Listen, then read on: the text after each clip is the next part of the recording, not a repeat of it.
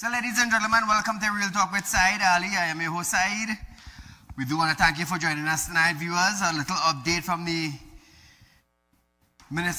Office of the Prime Minister, Nicholas Morris, has confirmed that Prime Minister Kamla Persad-Bissessar, along with the delegation, will be heading to the Shield of the Americas Summit hosted by U.S. President Donald Trump on Saturday. The PM will leave tomorrow for the summit along with Ministers of Foreign and CARICOM Affairs, Sean Sobers, among other ministers.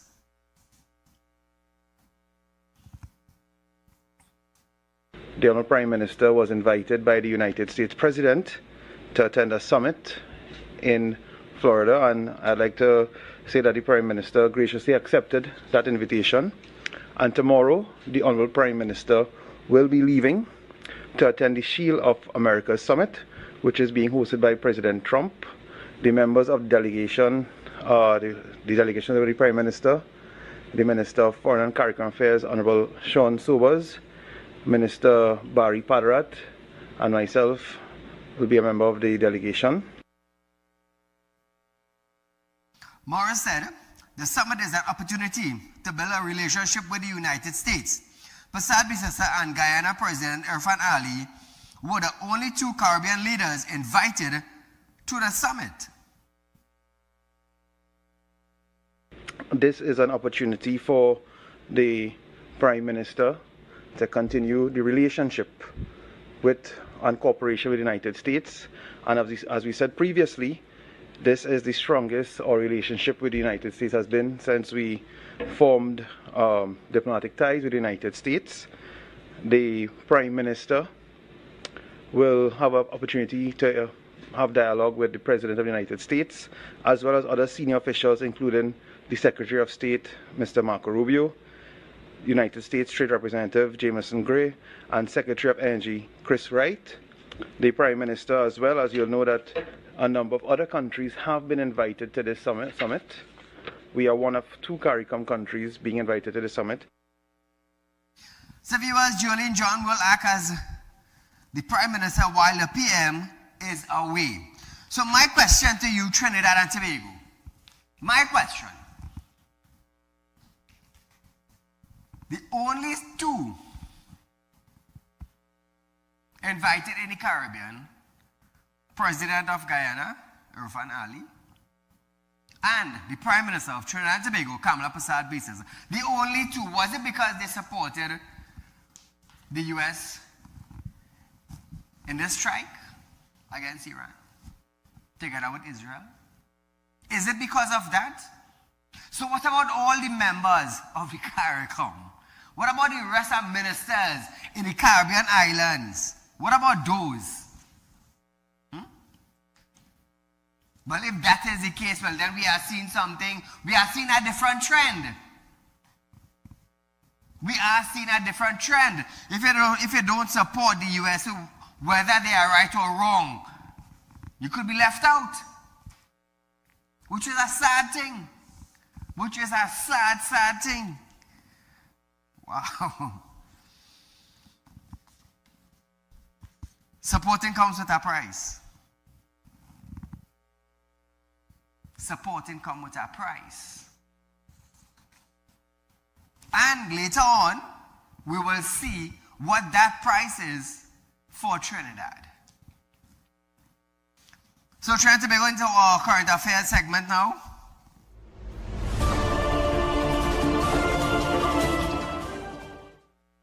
Deputy Commissioner of Police, Junior Benjamin, have stated that officers will remain stationed at school for as long as necessary to ensure the safety of students and staff.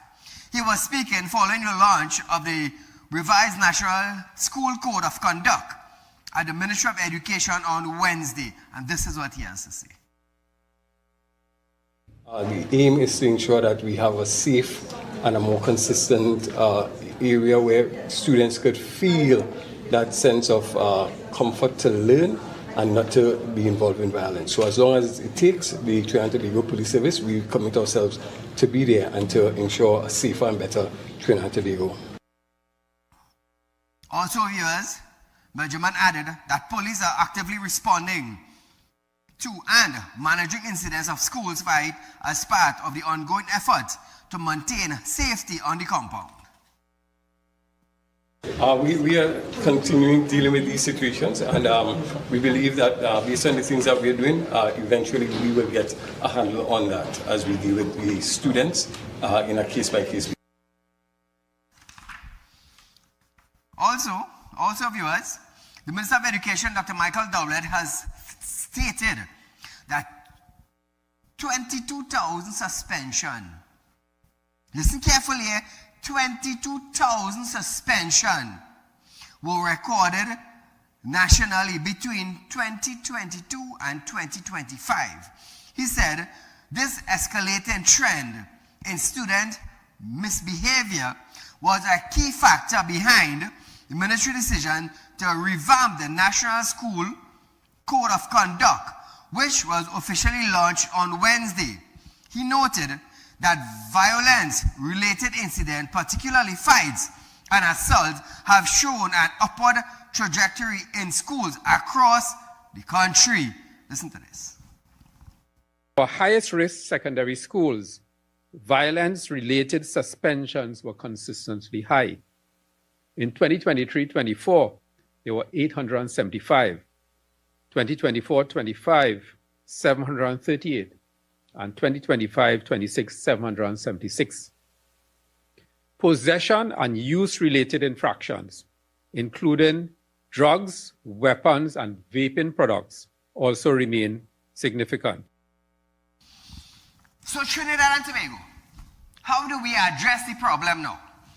Now the fights have left outside the school and are taking place in the classrooms now. In the classrooms, how do we deal with it? Do we still expel students for bullying in school? Yes, they do. Now, fights now have been happening in the schools. Fights. What do we do now? Whether it happens in the school or on the classroom, you suspend them. Arguments in school among students should not lead to a fight. Should not lead to a fight. Ministry of Education needs to put down their foot a little more firm. Kamala Prasad-Biswas has said, and we all know this, education will lead us out of poverty. So if you are in the classroom and you're fighting, I expect the ministry to suspend you. Suspend you one time. No second chance. Everybody have been talking. When they go to school, don't fight. Or they will have arguments. Leave it right there. Don't let the argument go further than an argument. No. You want to bring a knife to school? You want to bring some sort of scissors, some razor blade to take advantage of a next student because of the fact that you have an argument? No, that shouldn't be.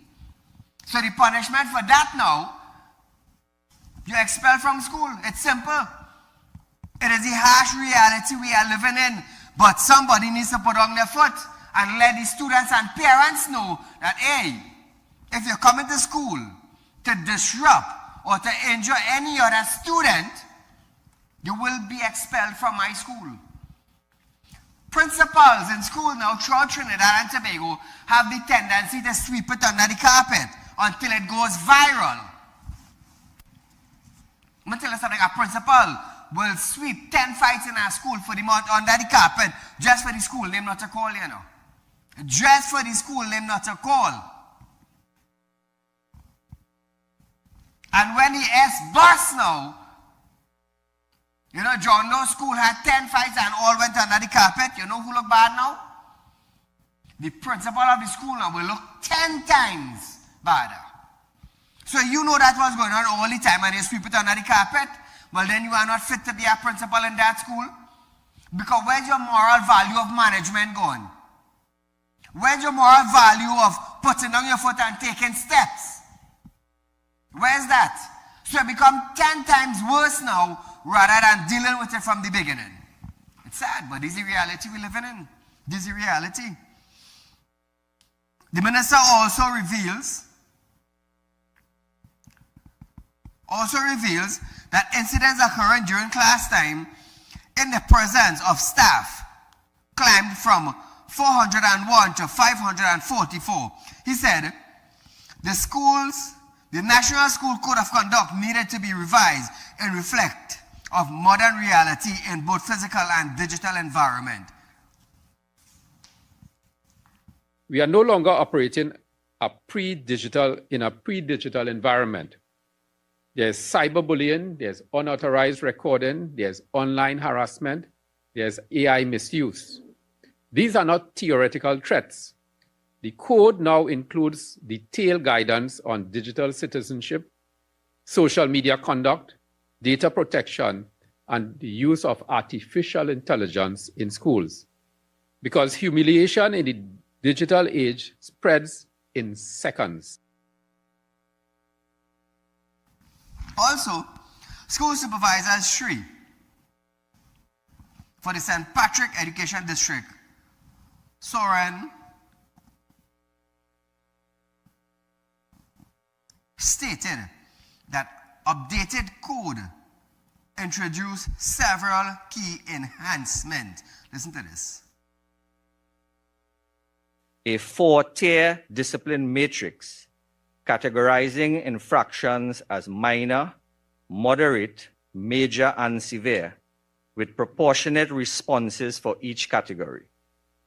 Clear reintegration pathways to support students returning to school following suspension. Greater emphasis on restorative practices and behavioral support alongside appropriate consequences. So like I said, suspend them. Expel them. And done with it. Done with it. You cannot be coming to school to disrupt the school because of an argument. You can't. You cannot. So now, the teachers will be placed on the spot for not dealing with the incident, and then the dean, and then the principal, and then the school name. But I would say this, if you nip it in the bud from now,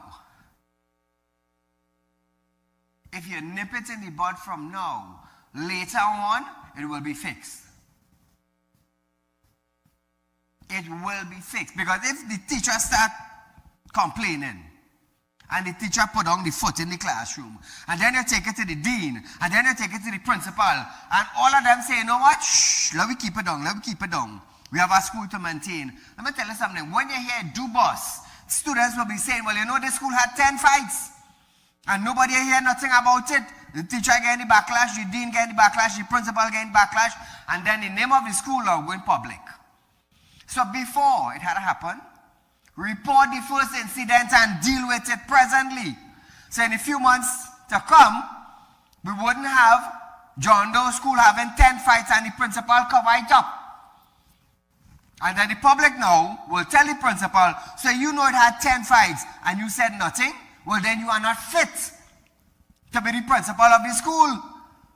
And then a man like me now, you should be suspended. What are you doing there? If you cannot keep the morals of the school by fixing the fight rather than sweeping it under the carpet, you are no fit to be the principal.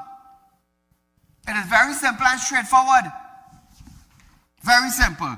So viewers, we are going for a short commercial break, but when we come back, we're going to hear how much arrest and how much charged on the first day of the SOE. More when we return.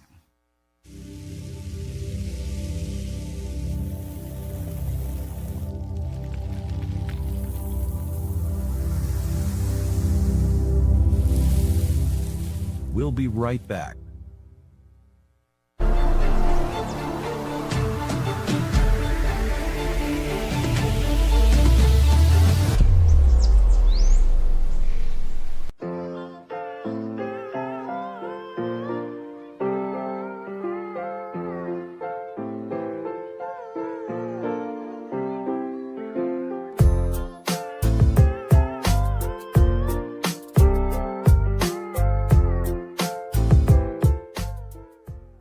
At Real Talk Studios, we dedicate our time to highlight the glaring issues we face within our community.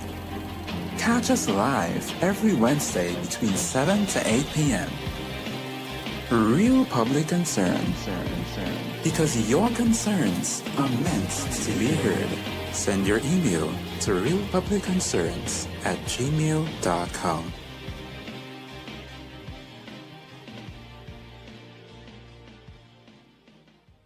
When life throws you a curveball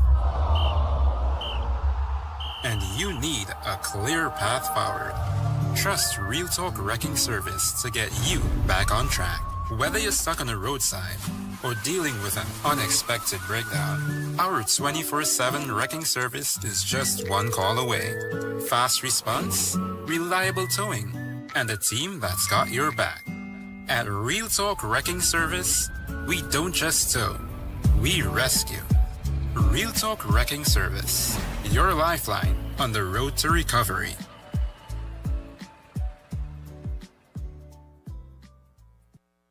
Welcome to Real Talk Financing and Investment, a place where your loans are guaranteed and you're rewarded with up to 5% upfront interest on your deposit.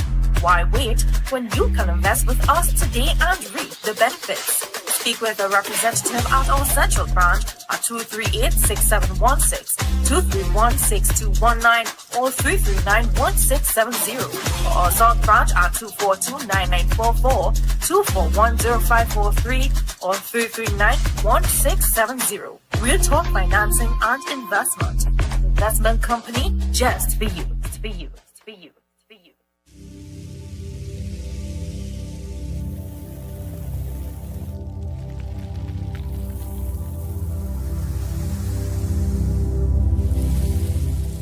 Welcome back.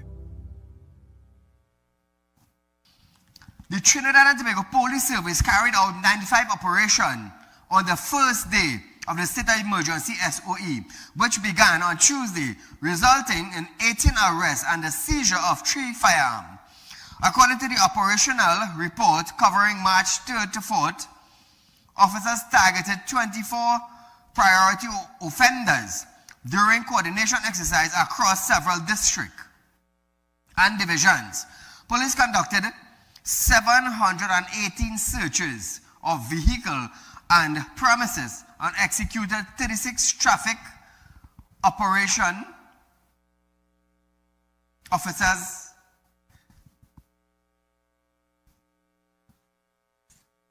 arrested 18 persons and charged 10 of them. So in conducting these 718 searches of vehicle and premises, they executed 36 traffic operation. 36 traffic operation. Now, during the traffic exercise, police detected 138 traffic offense. So Trinidad and Tobago, maybe 138 tickets have been issued. I'm just saying. Firearm seizure, including 3 pistols, no revolvers, were recovered during the period. So Trinidad and Tobago, like I said, will be safe. During the SOE, there are 1 or 2 regulations to follow it. But at the same time, I want you to understand that police can enter into your house without a warrant, which normally exists in all the SOE that have been going on in Trinidad and Tobago under the UNC and the PNM administration. But this SOE has been extended, regulations have been extended in a broad language. Police can tell you, or a police officer can implement a curfew on an individual, which breaches human rights. Which breaches human rights. I want you to understand that. Good? Also, on a broader language, you have to be careful what you post on Facebook. You have to be careful what you say. But nevertheless, listen to this. Regional security expert Dr. Gavin Hira have stated that properly structured zone of special operation legislation could have reduced the need for Trinidad and Tobago's latest state of emergency. He maintained that intelligence-led hotspot policing, supported by strong operational control, may have provided an alternative response to escalating crime. Listen to this. The ZOSO gives a certain sort of high visibility. It gives the increase of patrols, and it also gives the command and control. I mentioned that over certain areas that were intelligence-led and identified. Key to the ZOSO, so it's not just identifying areas and as hot zones or hot spots, and therefore there's a ZOSO in that area. Key to that is the command and control effect. So now, viewers, he further proposed the use of mobile command centers integrated into national security grid, allowing law enforcement to maintain a sustained presence in high-risk communities. He said, such an approach could strengthen deterrence and restore control to key corridors. One more time. And I went further to say that in our planning, in our theatering, we should also seek to, do that whole aspect of procurement and acquisition for mobile command centers that can be situated in certain areas related to these ZOSOs, or as we are right now in the SOE, so that there is a command and control presence of these areas, so that those mobile command centers would be command centers that are controlling an area. While the SOE is now in effect, Dr. Hira maintained that a full development zone of special operation framework may have offered an alternative to emergency powers. Trinidad and Tobago, the kind of emergency powers that were given to the police, to me, I'm going to tell you something, ridiculous. Ridiculous. No police, and I mean no officers, from the commissioner or from the Minister of National Security, come down to the SRP on the streets, should be able to give an individual curfew. You're breaching my rights, my freedom. That is what you're doing. And I will say it from now until the SOE ends.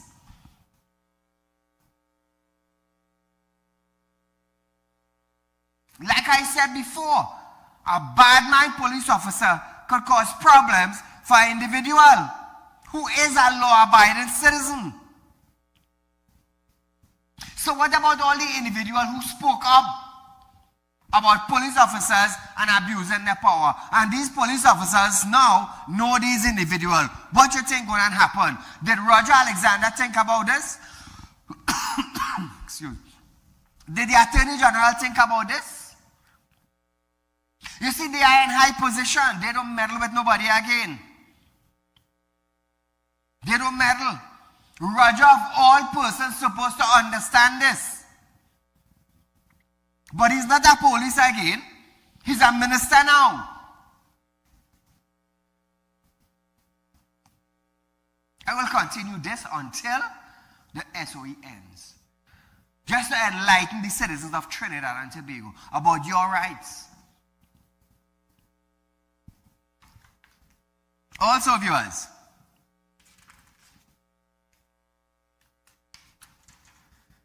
Opposition leader Penelope Beckles have stated that the People's National Movement, PNM, will host a public meeting in Tunapuna tomorrow, Friday, 6th of March, 2026, to educate citizens about how their constitutional rights will be affected under the newly declared state of emergency. Penelope. We will be having a public meeting on Friday in Tunapuna, yes, to share with the public, because this is all about education.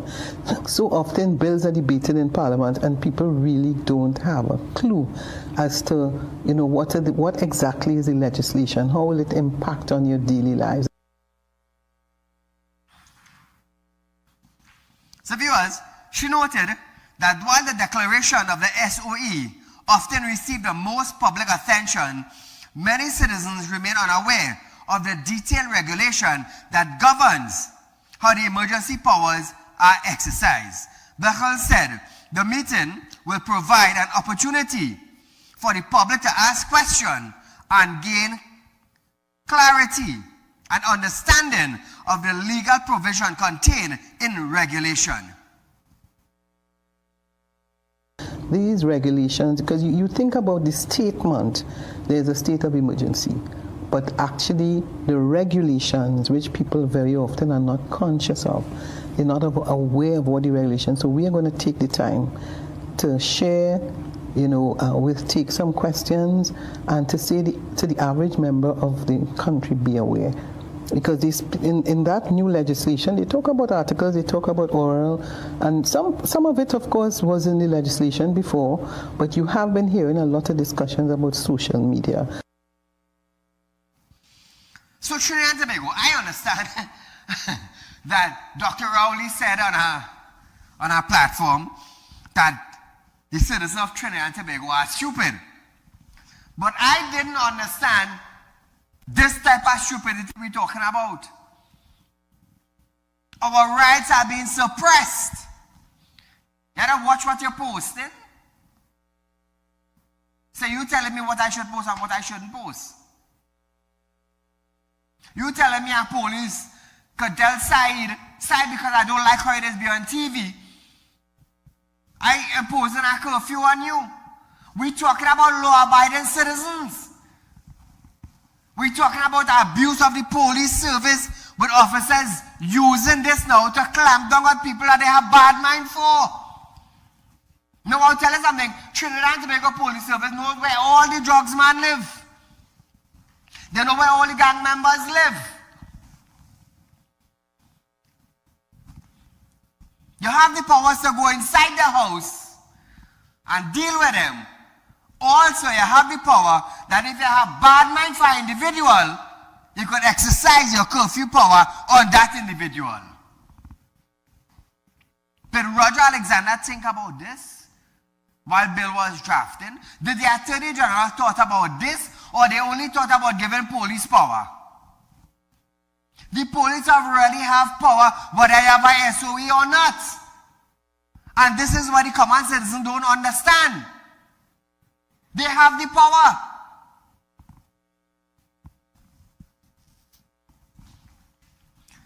Trinidad and Tobago, is this the beginning of a dictatorship?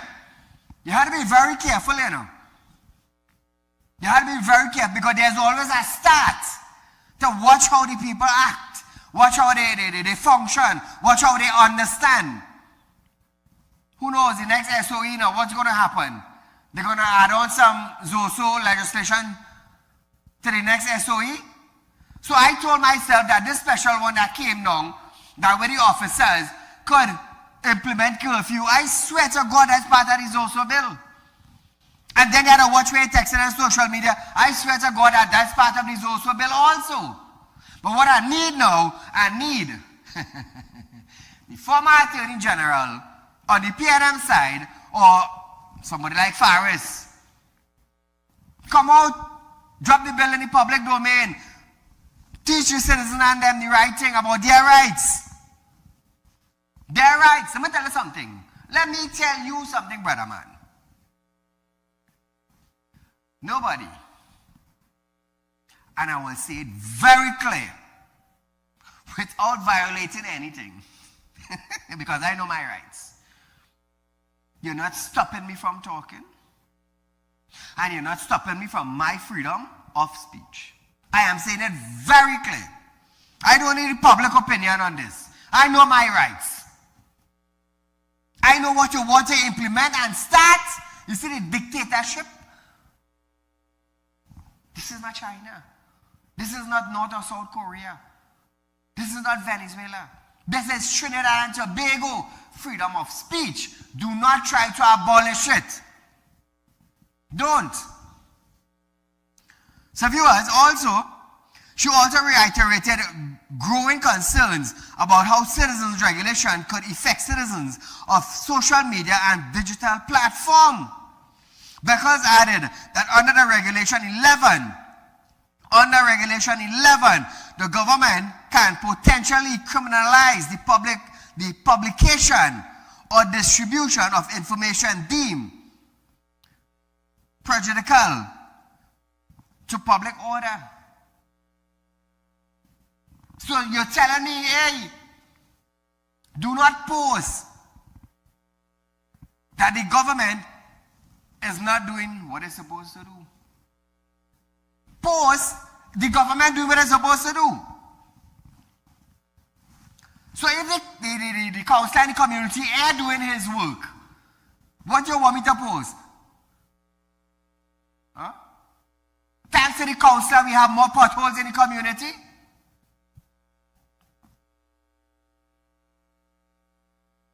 Let me tell you something. If all you're trying or throw out something to see how the public would take it, one voice they're shutting up is this one here. You see this one? You see this mouth? This ain't shutting. This is not an economist country. These are third world country. We have freedom to express, freedom to speech. Don't try to take it away. You see, the public, they don't really understand, you know. If the public understand that the government is telling them, watch what you're saying on Facebook, police could come and implement a curfew on you, the individual. You know how much I'm going to get frightened? So presently, right now, with fear-mongering on what you're posting on social media, they're trying to incite fear in you. So you would not say, well, hey, when the government say this and look what they do. No, they're trying to kill that talk. But Kamala said one thing on her campaign, and when she came into power, they did something different. So you see this kind of talk what I just say, they're trying to get it off social media. So what you do, you implement a fear so that the citizens will start trembling. And when they start trembling now, knowing that police could come and implement a curfew on you, because why? Hey, your social media posts say, hey, X, Y, and Z is the case. Let me tell you something. One thing with Saieed. Saieed is a very, very, very educated individual.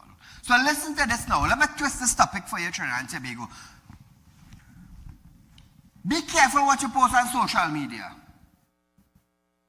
Good?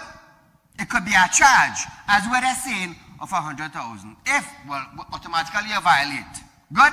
So that's 100,000 or 5 years. That is one plan right there.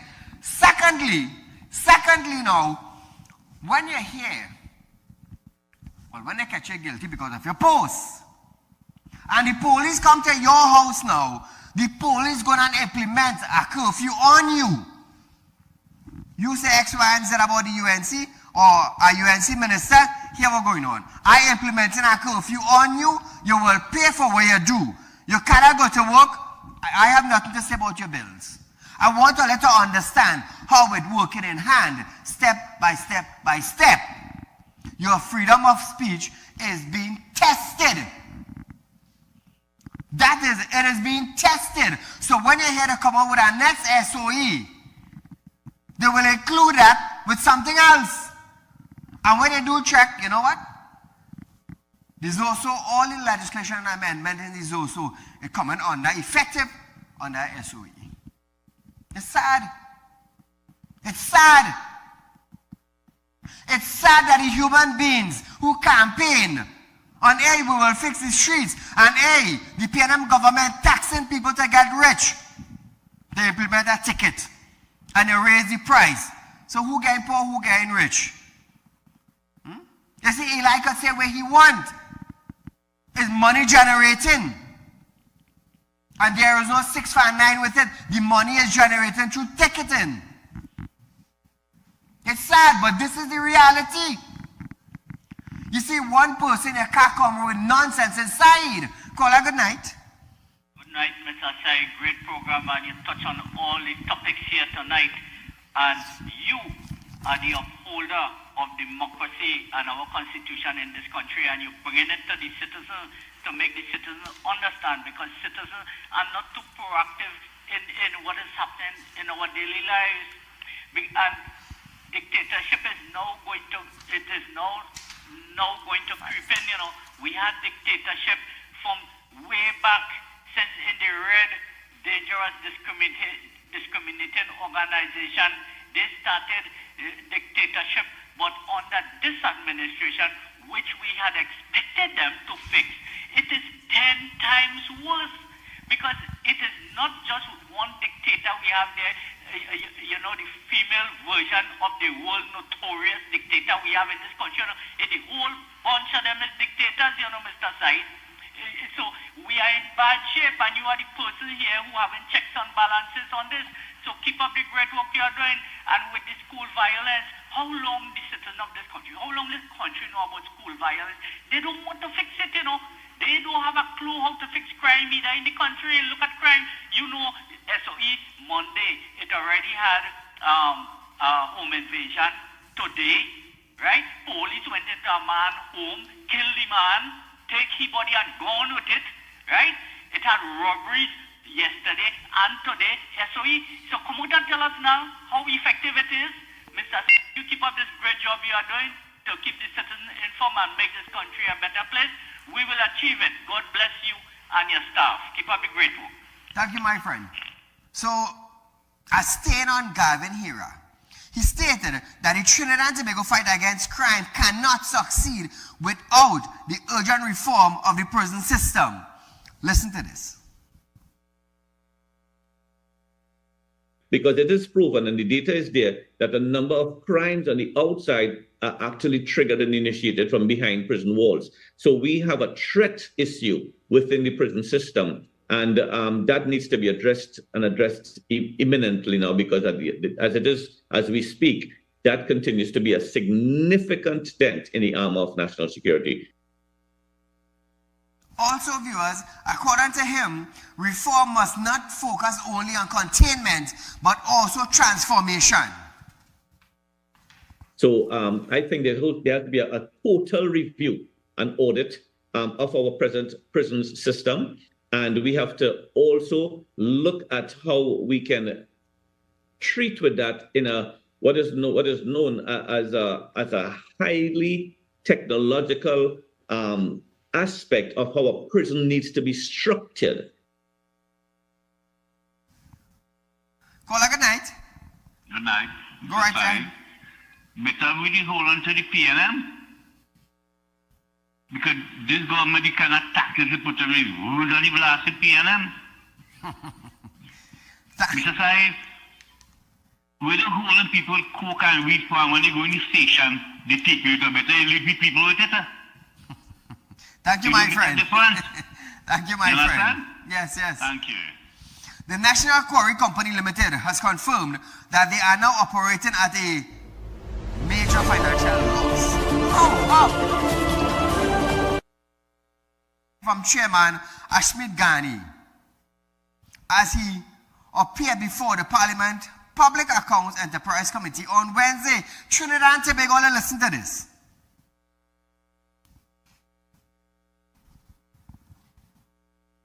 (2020 to 2025), National Quarries recorded a total loss of $135,800,000. National Quarries received government subventions from years ended September 2022 to September 2025 to the sum of $154,570,000. So Trinidad and Tobago, I want to ask this question. Now listen this. Ghani, whose board has been in place for only 2 months, said the company is also currently selling its product at a loss. How the hell you could sell product at a loss price, a big enterprise as this? Listen to what he has to say. Using at around $397 and selling it between $152 to $135, somewhere between there. The average cost of producing aggregate at our limestone quarry, where we use material for construction of roads and so on, the average cost is around $325. Our selling price of limestone, which is crusher, between $155 to $150 per ton. So it costing more to make and less to sell. So my big question is tonight now is who benefited from this? Who? $300+ to create it and get it the way it was.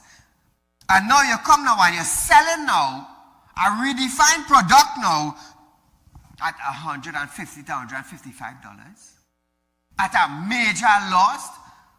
So I'm asking Mr. Ghani if he could share in the public domain who benefited from this low price. Which contractor, which person that was in somebody's pocket benefited from this? Trinidad and Tobago, we are at a big loss. We are at a big loss.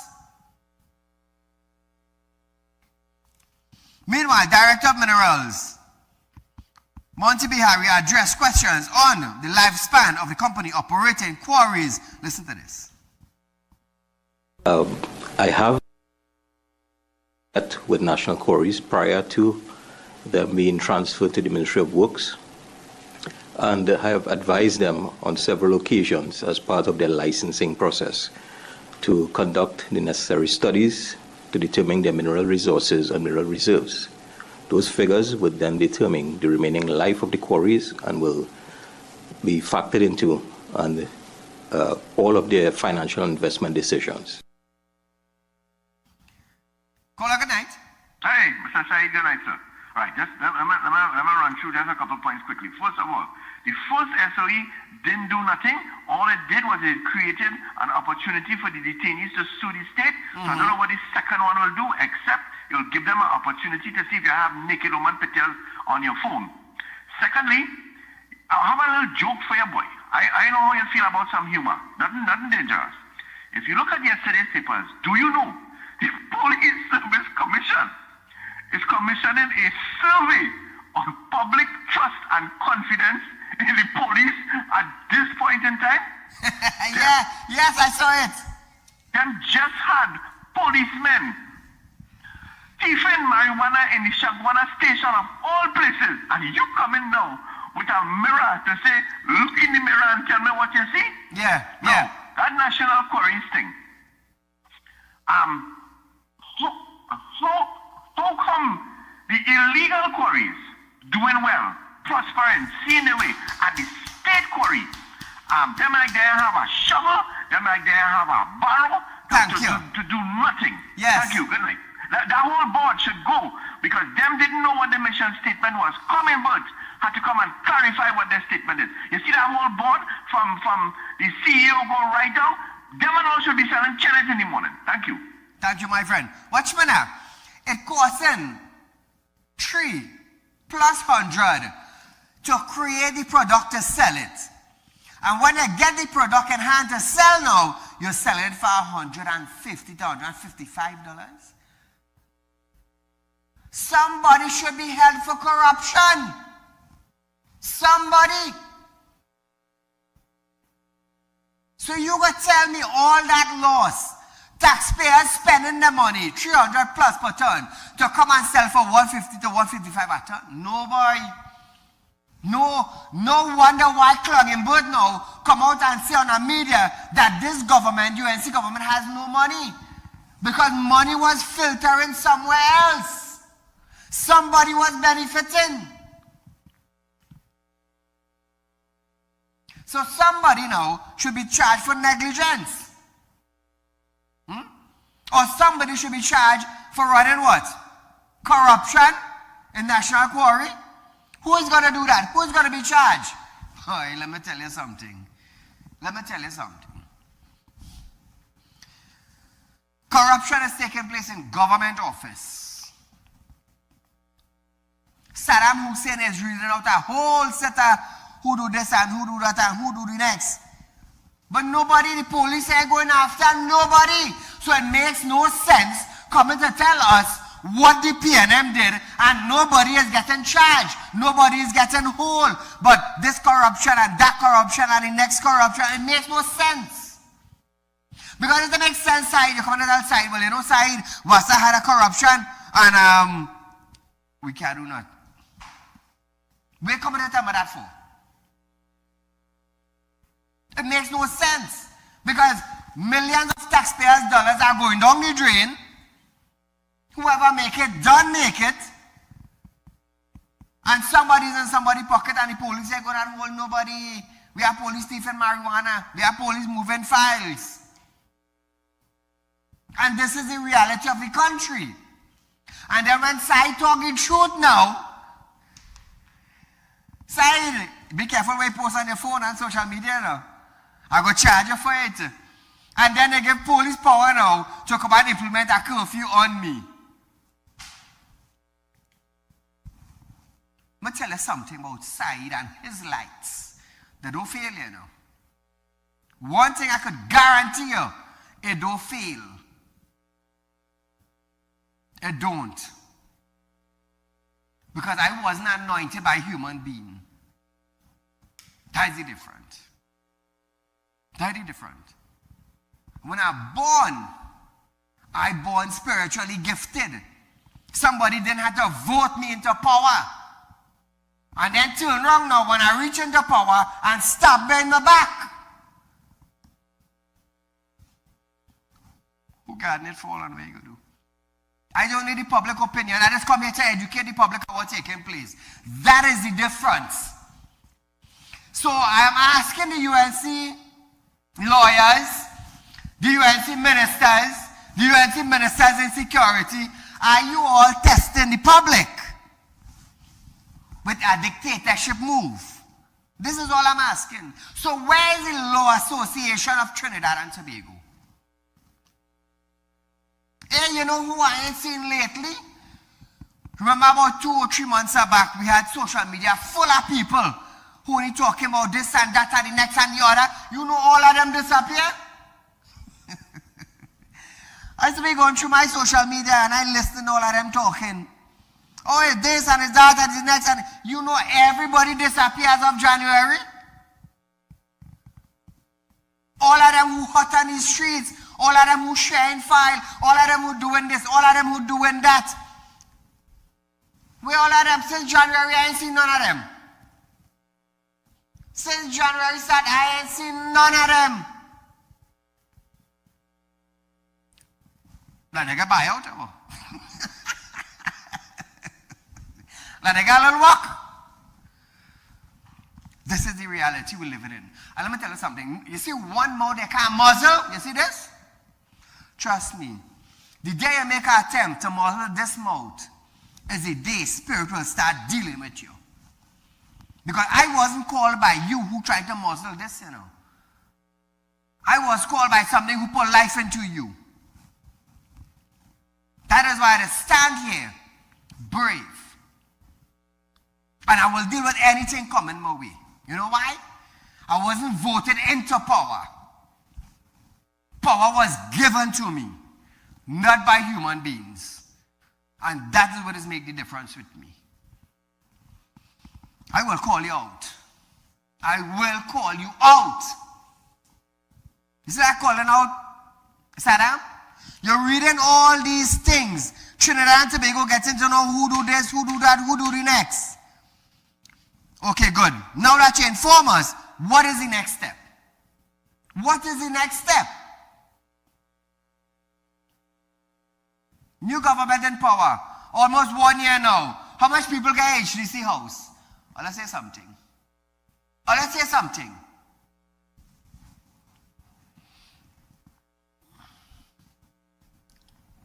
We're in March month. Next month will make it 12 months that the UNC government in power.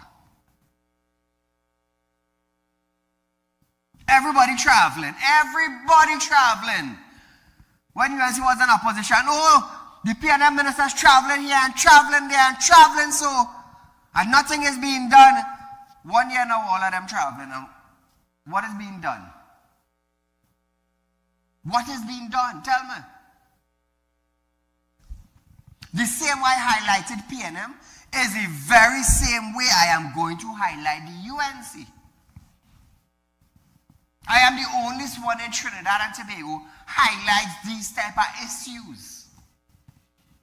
I am the only one in Trinidad and Tobago asking where is the councillors and where is the ministers for the community. You put up yourself. Vote me in, we go fix this, we go fix that, we go fix the next. 9 years now, PNM communities remain the same way. No better off. 1 year now, UNC there. Where's all those UNC councillors? Where's the ministers for the community? What is the development in the country after 12 months? What? You know what we get in return? Be careful when you post it on social media. And I give police power to put a curfew over you. For voting you into power. That is what we got. That is what we got.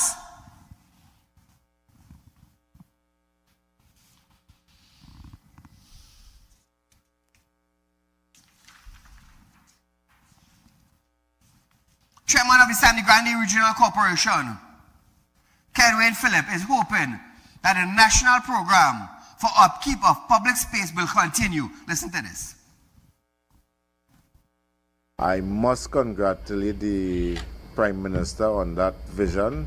I must congratulate the Minister of Local Government, because for the first time in the history since I came in here, the first time we have all our recreation ground maintained simultaneously. He explained that the program has provided the much needed human resource that corruption requires. One more time. And I would really keep lobbying with the minister for this to be expand the program so that the corporation, because we are understaffed, we are the largest region and we have a little over 600 workers, but our region need over 1,000 workers to ensure that we have a proper cycle for maintenance of these roads and things.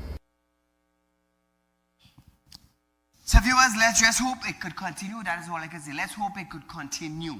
And he's saying the same thing. He hopes it could continue. What about other corporations throughout Trinidad and Tobago? We're not hearing from them.